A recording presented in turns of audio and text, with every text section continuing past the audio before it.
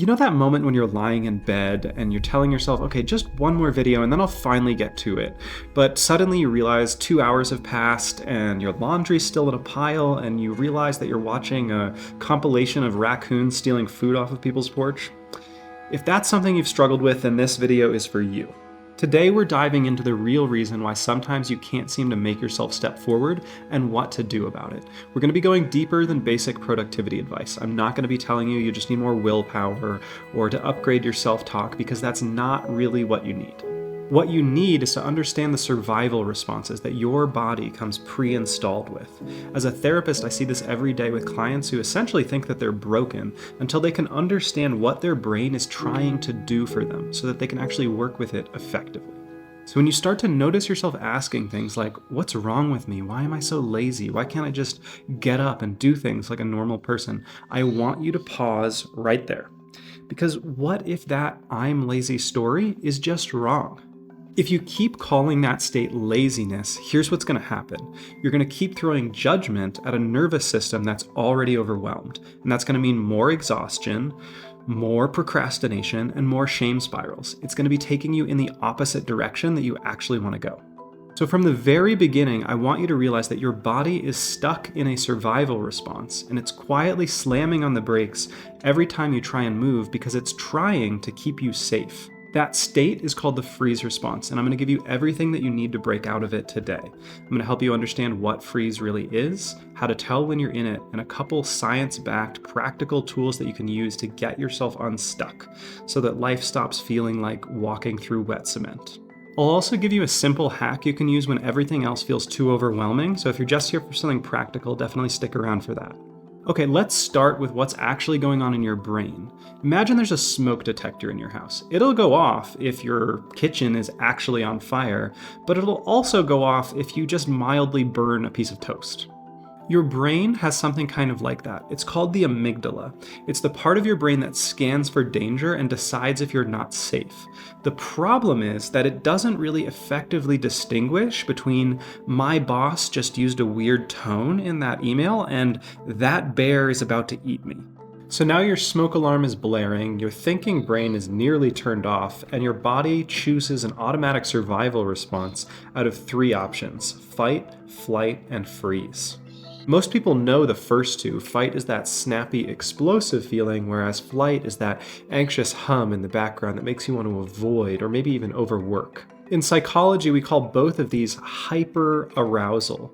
Everything is too much, too loud, and too intense. But there's a third option that can quietly take over your life. Rather than revving the body up like in fight or flight, if your mind thinks that there's no way out of a situation, that there's no solution, that you can't fight your way out or run away, then what will happen is your body will shut down.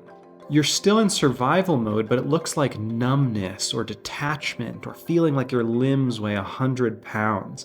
In trauma language, we call this hypoarousal. And what's actually happening is that your body's trying to conserve energy and wait for a time or a place where maybe that overwhelming problem suddenly becomes solvable. So you end up on the couch thinking, I should get up. I want to get up. I know that if I don't get up, I'm going to feel worse later. Yet somehow nothing moves. It's as if your body says, yeah, no, we're not having any of that right now. Let me give you a sense of what this can look like in your life. It can look like lying in your bed, scrolling, not even enjoying yourself, but feeling like you can't stop, or being in your kitchen and looking at that full sink of dishes and knowing that you want to do the dishes, that you should do the dishes, but feeling as if there's this invisible wall between you and that activity that you can't seem to break through. You feel like your thoughts are fuzzy, like you're behind a wall of glass or mildly sedated. Your friends might describe you as spacey or not fully present. It's not laziness, it's a protective reflex that's taken over the system. To make sense of why this happens so often, especially for those of you who've been through a lot, I want you to picture something called the window of tolerance. Think of it like the range of experiences where your body feels okay enough to go out in the world and be functional. It's not necessarily the case that inside of that range you feel calm or happy, but you're not overwhelmed either. You feel good enough to go out in the world, make decisions, and take action. Your thinking brain is online, your emotions are present but manageable, and you can handle everyday life stress without flipping out or shutting down. But on the one hand, when stress pushes you above the upper threshold of that window of tolerance, then you start to go into those fight or flight states that I was talking about earlier. Your mind starts racing, your heart starts pounding, and you have trouble managing your stress. On the other hand, stress can also push you down below the bottom edge of that window of tolerance, in which case you start to go into that freeze state that we were talking about earlier. You start to feel numb, disconnected, heavy, and wondering, what's the point of doing anything in my life anyway? The tough part is you don't decide whether or not you leave that window of tolerance, your nervous system does.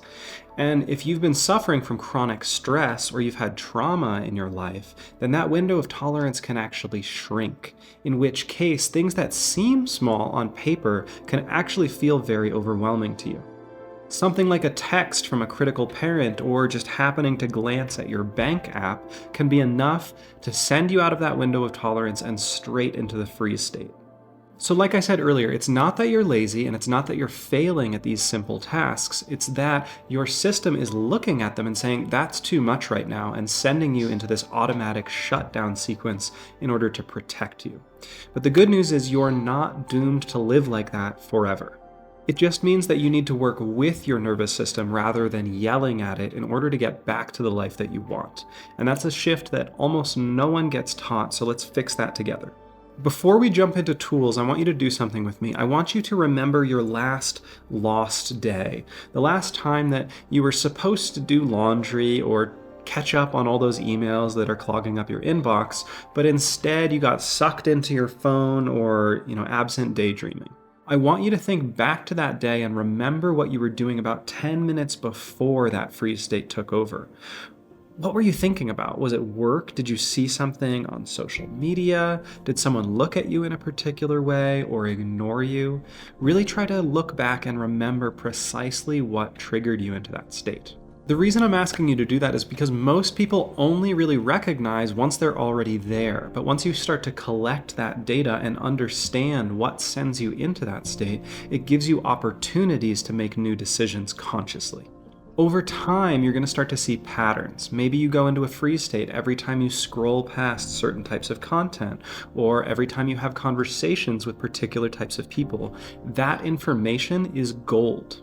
Having that knowledge available means that you can start to tend to your nervous system before you go into freeze state, rather than just trying to dig yourself out of it afterwards. We're going to build on that idea, but tuck your answer away for now. We're going to come back to it in a minute. First, I want to give you a few tools and ideas of how to get out of this freeze state. They can all work together synergistically, but even just one of these can have a really profound impact on you if you start to apply it diligently. The first tip I have for you is simple, but it's powerful, and that's letting go of the shame reaction when you notice yourself going into the freeze state. Maybe you're laying on the couch and you've realized you're stuck and you've been scrolling for 3 hours. Rather than thinking to yourself, oh, what's wrong with me? How could I do this again? Instead, try to substitute that with something like, oh, I'm in the freeze state again. Look at that. My body must not be feeling safe about something. I wonder what I can do to build that safety. Let's try something. The issue with shame is that when we shame ourselves, we actually increase the amount of threat that we're feeling in the situation, and we send ourselves deeper into the freeze response. So, in order to actually effectively move beyond freeze, we need to let go of that shame reaction and cultivate a new relationship with ourselves. I want you to imagine that you found one of your best friends or a younger sibling struggling in that kind of a state. How would you speak to them? What kind of messages would you offer them to help them step out of that state and find their way back into a sense of safety and confidence in their life? I want to see if you can try to channel that level of compassion towards yourself whenever you notice yourself in this state. The trick is learning to celebrate the small positive actions that you're taking and build momentum around that rather than punish yourself for the big actions that you feel like you're not taking and just shutting down and collapsing. So the other tool that you're going to want to be aware of to get out of the freeze state is movement. Freeze is a physical state in your body. You can't think your way out of it. You have to physically nudge your nervous system in a new direction. What I want you to do is to feel into your body and notice where those challenging emotions are, and just ask yourself one simple question.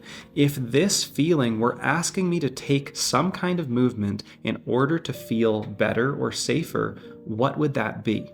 Maybe that's curling up in a ball, maybe that's jumping around, maybe that's punching a pillow. Whatever the answer is, try to feed your body with the movement that that emotion is asking for, and start with a very small version of it.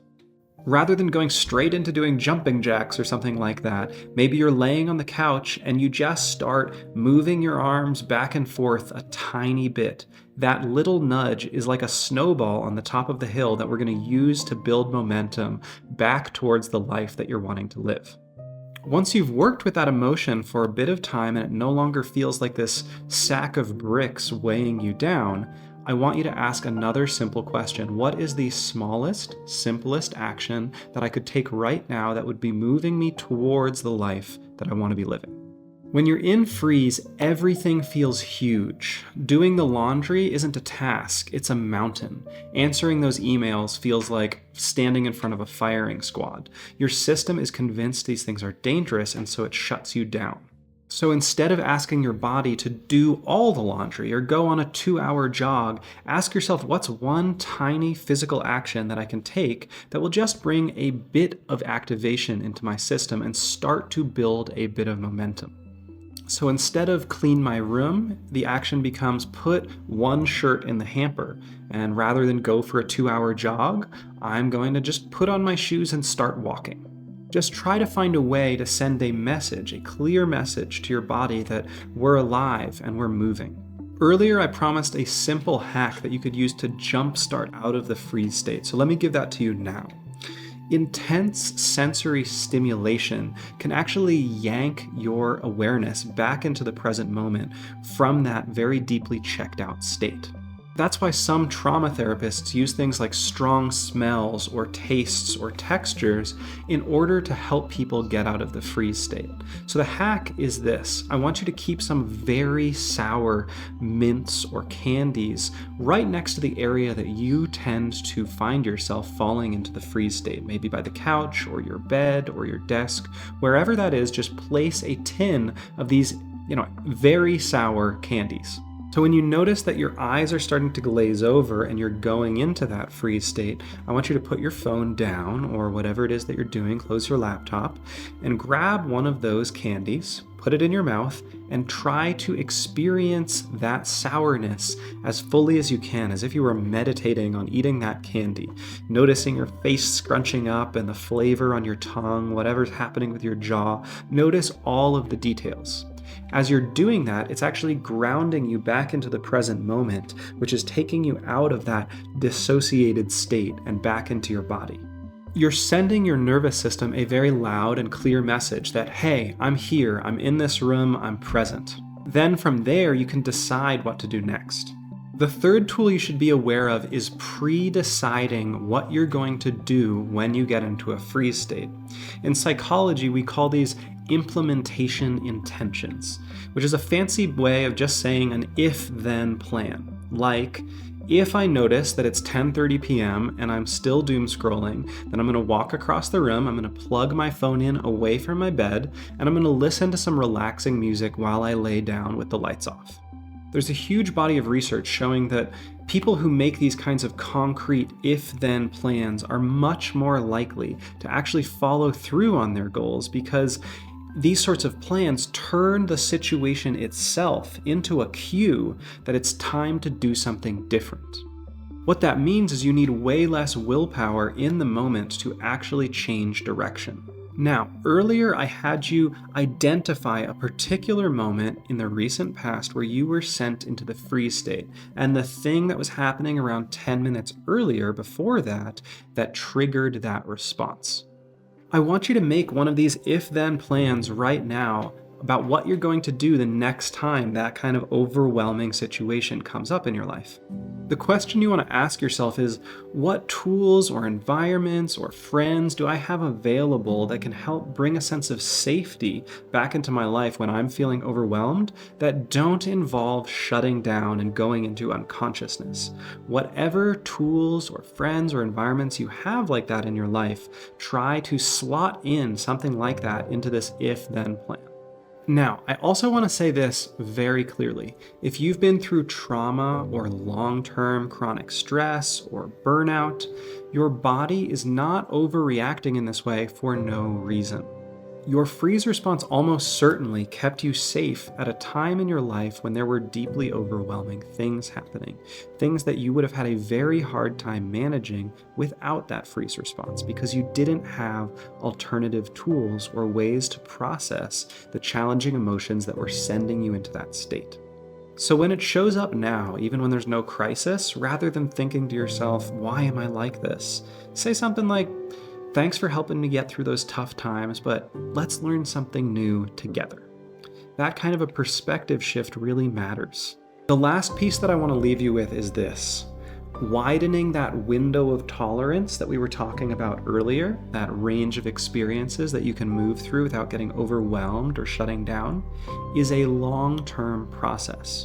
As you start to change your environment and build better support systems and process old traumas with a therapist, the kinds of things that used to send you into a freeze state can and will get easier to manage. But keep in mind, this is something that happens over months at a minimum.